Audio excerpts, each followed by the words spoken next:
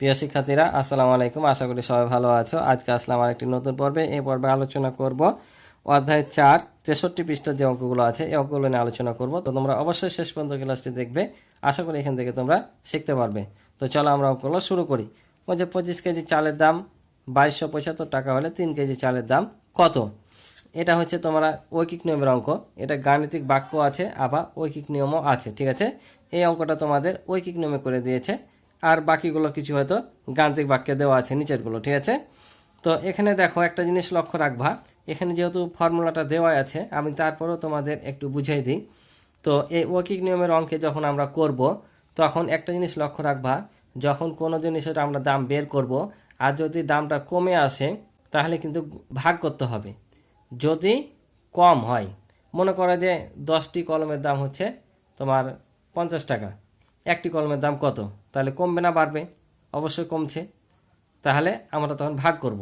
আবার যদি বলি একটি কলমের দাম 5 টাকা, তাহলে 15টি কলমের দাম কত? তাহলে এবার বলো তো, একটির দাম 5 টাকা হলে 15টির দাম বেশি না কম? বেশি হচ্ছে। তখন আমরা গুণ করছি। তাই কমলে ভাগ আর বাড়লে গুণ। বুঝতে পারছো? আর আরেকটা জিনিস শিখে নাও যে ঐকিক নিয়ম কাকে বলে। ঐকিক নিয়ম হচ্ছে একাধিক জিনিসের মান থেকে একটির মান বের করে সেটাকে ভিত্তি ধরে আবার একাধিক জিনিসের মান বের করাকে বলছে ঐকিক নিয়ম। কি বললাম? একটা জিনিসের মান বের করে সেটাকে ভিত্তি ধরে একাধিক জিনিসের মান বের করা হচ্ছে ঐকিক নিয়ম। তো এখানে বলছে 25 কেজি চালের দাম 2275 টাকা হলে 3 কেজি চালের দাম কত? তাহলে আমাদের কি করতে হবে? আগে 25 কেজি চাল থেকে আমাদের 1 কেজি চালের দামটা বের করে নিতে হবে। তারপর 1 কেজি চালের দাম বের করার পর 1 কেজি চালকে 3 দিয়ে গুণ করলে আমাদের 3 কেজি চালের দাম বের হয়ে যাবে। তাই এখানে লেখা হয়েছে যে 25 কেজি চালের দাম 2275 টাকা, অতএব 1 কেজি চালের দাম কম, তাই কি হয়েছে? ভাগ করেছি। ঠিক আছে, তাহলে এখন আমরা এটাকে এটা ভাগ করব। ভাগ করলে কত পাবো সেটা আমরা এখানে বসে দেবো। তাহলে 2275কে যদি আমরা ভাগ করি, 2275কে কী দিয়ে ভাগ করব? 25 দিয়ে। তাহলে আমরা কত ঘর নিব? 2 ঘর নিলে কমে যাচ্ছে, 3 ঘর নিব।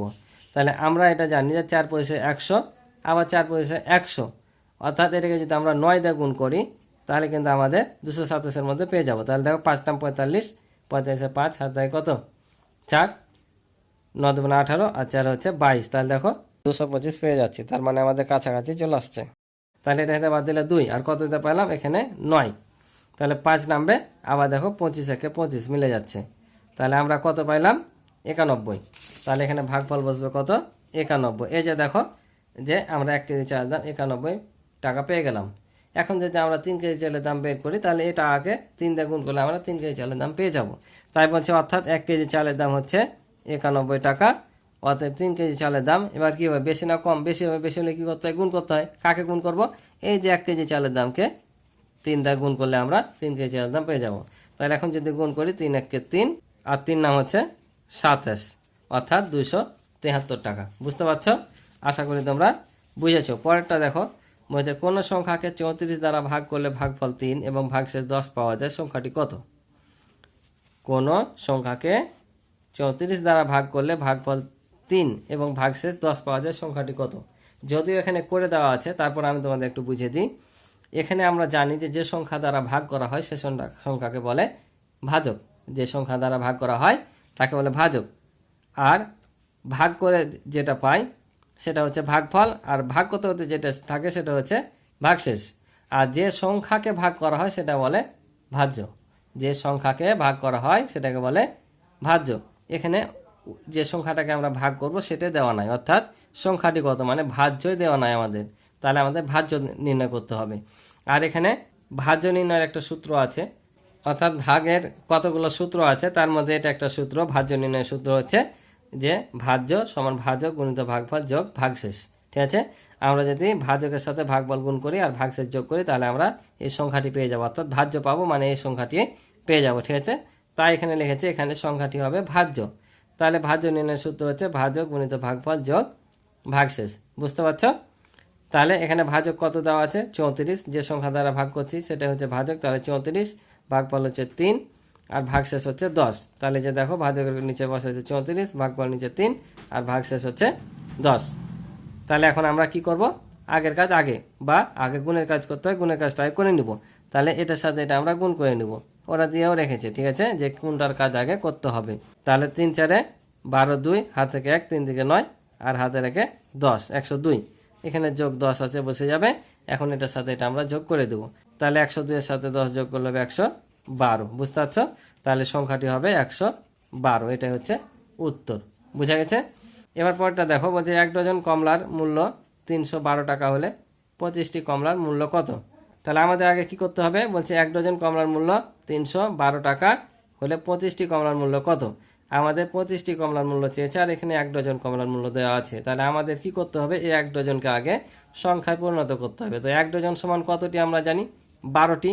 তাহলে 1 ডজন সমান যদি 12টি হয়, তাহলে আমরা যদি 12 দিয়ে ভাগ করি, একটি কমলার মূল্য পাবো।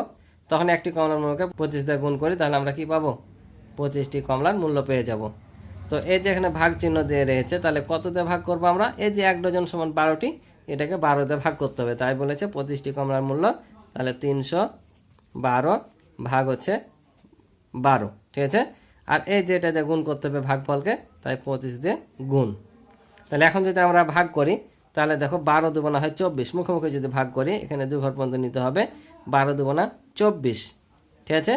তাহলে 31 থেকে 24 বাদ দিলে হয় 7, আর 2 নামে হবে 72। তাহলে এখানে 6 12 হয় 72, 6 পাবো। তো তোমরা হয়তো সমস্যা হচ্ছে বুঝতে, ভাগটা করে দিই আমি। তাহলে 312 ভাগ হচ্ছে 12। তাহলে এই যে দেখো 12 দুগুণা 24 বাদ দিলে এখানে কত হবে? 7, 6, আর এখানে 5 12 7, 6 12 হয় 72। তাহলে কত পেলাম? 26। এই যে 26, আর এখানে 25 আছে, 25 বসাই দেবো। এখন 26কে 25 দ্বারা কি করব? গুণ করব। তাহলে 26কে 25 দ্বারা যদি আমরা গুণ করি, তাহলে 5 6 30, 7 1 3, 5 2 10, 7 3 13, ঠিক আছে? একটা শূন্য পাবো, যে 10-এর ঘর দিয়ে করছি।